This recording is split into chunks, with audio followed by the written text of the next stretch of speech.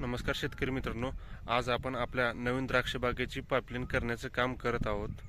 बागेची पाणी व्यवस्थापन खूप महत्त्वाचं असतं आणि त्यासाठी योग्य ड्रिप सिस्टम असणं गरजेचं आहे. आज आपण मुख्य पाईप, सबमेन पाईप आणि ड्रिप लाईन जोडण्याचं काम करत आहोत. मित्रांनो, मुख्य लाईन, सब लाईन व 2 इंची आपण पाईप टाकतो सब लाईनला आणि मुख्य लाईन म्हणजे 3 इंची आहे. ऑलरेडी आपण 3 इंची पाईपलाईन केली आहे. त्यामध्ये आपण टी टाकले, तुम्हाला दाखवतो एक मिनिट. हे मित्रांनो, होलो मारायचं काम चालू आहे. 8 फुटाची लावण करतोय आपण. 8 फुटावर आपण इरिगेशन करणार आहे. 8 फुटानंतर होल 9 करणार होतो, 5 बाय 9, पण 8 करणार आहे. 8 बाय 5 करणार.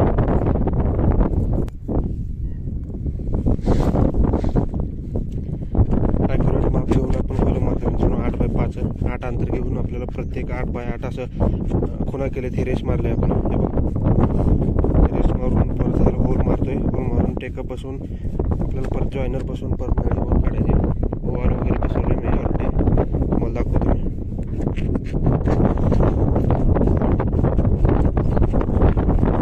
सगळे मित्रांनो साहित्य, पाईप, एल्बो, कोपऱ्या, टी, वॉयसर, वॉल्स हे सगळं चेनचं वापरलं आहे. भविष्यात काय अडचण वगैरे येणार नाही. मित्रांनो, होल मारायचं झालं आहे. आपण वायसर व टेकअप पण बसवलं आहे. तर आता आपण नळ्या बसवतो आहे. तर आता हे नळ्या मित्रांनो मी 5 फुटावर कट केले, कारण की आपल्याला पाईपलाईन आहे 3 फुटे. 3 फुटी पाईपलाईन आणि वरच्या 1-2 फूट असं 5 फूट केले. आतमध्ये 3 फूट का टाकायचं आणि असं 5 फुटाची नळी कट केलं. हे तर आपण मातीत जातं आणि हे वरती 1-2 फूट वरलेलं आहे. हे जमिनीवरती वर जाऊन येतं, त्यामुळे 5 फूट कट केले मित्रांनो. तर मित्रांनो, हे लक्षात घ्या सिस्टम. ते ऑलरेडी 3 इंची पाईपलाईन आहे माझी, तो का ते पाहू शकता. ते 3 इंची पाईपलाईन आहे. तर ते ऑलरेडी केली होती. मग इथून काय झाली, कट झाली. त्या व्हिडिओमध्ये आम्ही ऑलरेडी एक पाईपलाईन खोदण्याचं काम करताना व्हिडिओ केलोय. तो व्हिडिओ पाहून घ्या मित्रांनो, माझ्या चॅनलवरती अवेलेबल आहे. तर मग ती पाईपलाईन आली. इथं आता आपण काय केले, हे खालचं टी घेतले मित्रांनो. हे हे बघा, हे टी आहे. हे टी आहे मित्रांनो. खाली 3 बाय 2.5 टी घेतले मित्रांनो. 3 बाय 2.5, 3 खाली बसलं, पुढे जाऊन 3 आहे. आपल्याला खाली आतमध्ये पाईपलाईन आहे. अशा पुढे पाईप न्यायचं आहे आणि हा वरचा आहे 2.5. आता आपण काय केलं मित्रांनो, असाच 2.5चं पाईप इथे घेतलं वरती. लक्षात घ्या मित्रांनो, सिस्टम कशी केली आहे बघा मी. हे 2.5चं टी आहे परत वर मित्रांनो. हा 2.5चा टी बसवला पहिला. परत 2.5 वरून आपण काय केलंय, 2 इंची सबलाईन केले मित्रांनो. लक्षात घ्या, हा 2 इंची सबलाईन मित्रांनो आपल्याला आता 2.5 बाय 2 करायचं होतं. तर 2.5 बाय 2 कपलर नाही मिळालं मित्रांनो. आता नवीन सिस्टम ड्रेनची काय केली आहे, बुश आहे मित्रांनो. हे लक्षात घ्या, तुम्ही पाहू शकता आतमध्ये बुश बसवलंय.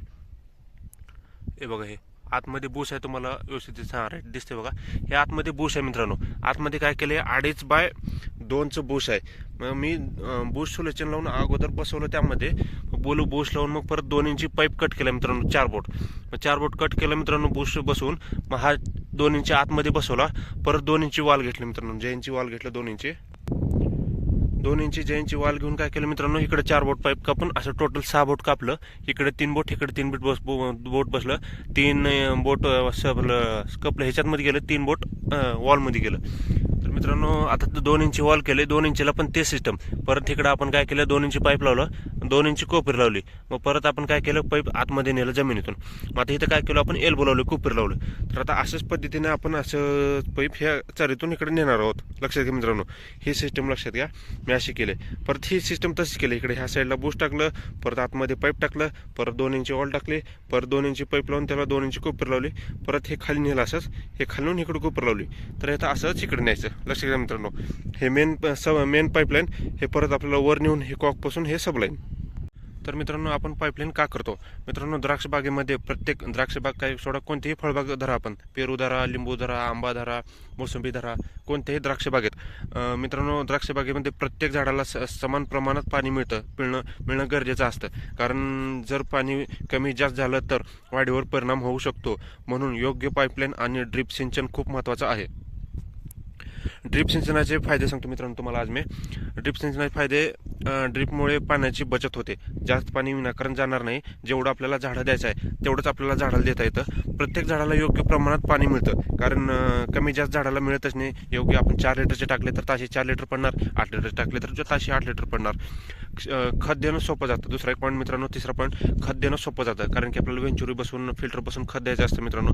फर्टिलायझर कोण जे काय असेल ते आपलं 0.050 मायक्रोन्यूटन वगैरे आपल्याला द्यायचं असेल तर ते ड्रीप वॉटर देणं सोपं जातं. चौथा पॉईंट मित्रांनो, तण कमी वाढतं. म्हणजेच आता आपण काय करणार आहोत, अशा लाईनी लावणार आहोत मित्रांनो, लक्षात घ्या.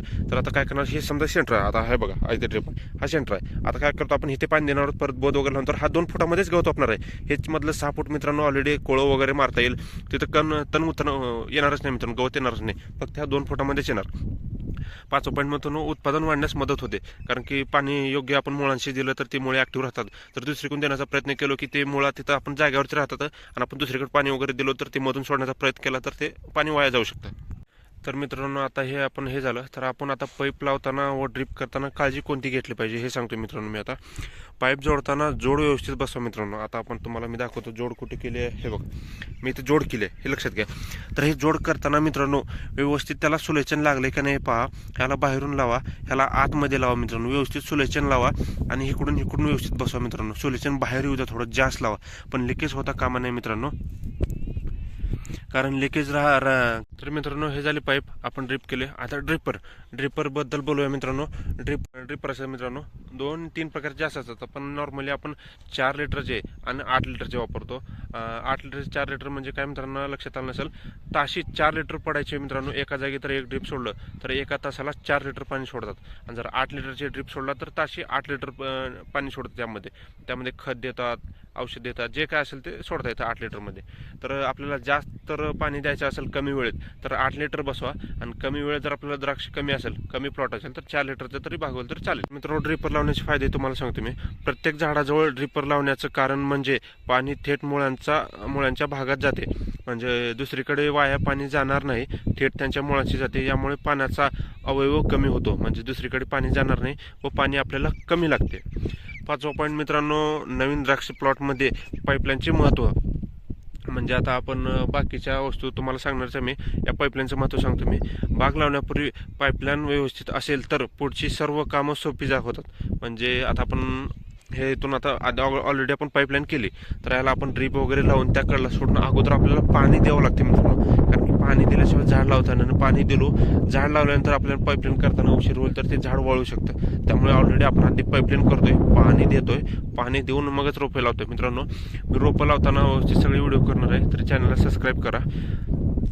दुसरं कारण म्हणजे मित्रांनो, पाणी देणं, खत देणं आणि बाग व्यवस्थापन सोपं होतं. ड्रिपरमुळे पाणी देणं, खत व्यवस्थापन हे सोपं होऊन जातं मित्रांनो. 6वा पॉईंट, तर भविष्यातील फायदा. आपण ड्रिप करण्यातील भविष्याचा फायदा म्हणजे मित्रांनो, आज आपण करत असलेली ही पाईपलाईन पुढील अनेक वर्षे बागेला उपयोगी पडणार आहे. म्हणजे आपल्याला परत पाण्याचं टेन्शनच नाही राहणार, फक्त बटन दाबले की पाणी प्लॉटमध्ये जाऊ शकतं. म्हणून सुरुवातीला योग्य नियोजन करणे खूप महत्त्वाचं आहे मित्रांनो, कारण की चुकीचं नियोजन करू नका. व्यवस्थित आपल्याला फिटिंग येत नसेल तर फिटरला बोलवा, त्या व्यवस्थित करा फिटरला बोलून. चुका होऊ देऊ नका, कारण की मित्रांनो आज या प्लॉटमध्ये चुका झाल्या तर भविष्यात तुम्हाला खूप त्रास देऊ शकतं. कारण की योग्य सरीत जर पाईपलाईन नाही आली, योग्य सरीत जर नळी नाही आली तर ही नळी आतमध्ये आल्यानंतर दोन्ही काकरच्या, तर मित्रांनो काय होऊ शकतं मित्रांनो, आपण त्यामध्ये रोटावेटर, कोळं जे काय असेल ते मारताना ताप करतं.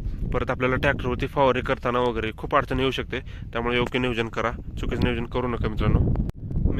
नवीन द्राक्ष बाग उभारताना सुरुवातीची जी कामे असतात मित्रांनो, पाईपलाईन करणे हे खूप महत्त्वाचं असतं मित्रांनो, कारण इथे जरी आपण चुकलो तर भविष्यात आपल्याला 15-20 वर्षे त्याचा पश्चाताप होऊ शकतो. म्हणून व्यवस्थित नियोजन करा, फिटरला बोलवा, व्यवस्थित नियोजन करून त्याची माहिती घ्या, यूट्यूबवरती बघा, नाहीतर माझा चॅनल सबस्क्राईब करा. कारण की ड्रीपचे, पाईपलाईनचे, आपण खत देतानाचे, वेंचरचे मी सगळे व्हिडिओ बनवणार आहे. तरी मला फॉलो करा. व्हिडिओ आवडला असेल तर लाईक करा, कमेंट करा. धन्यवाद.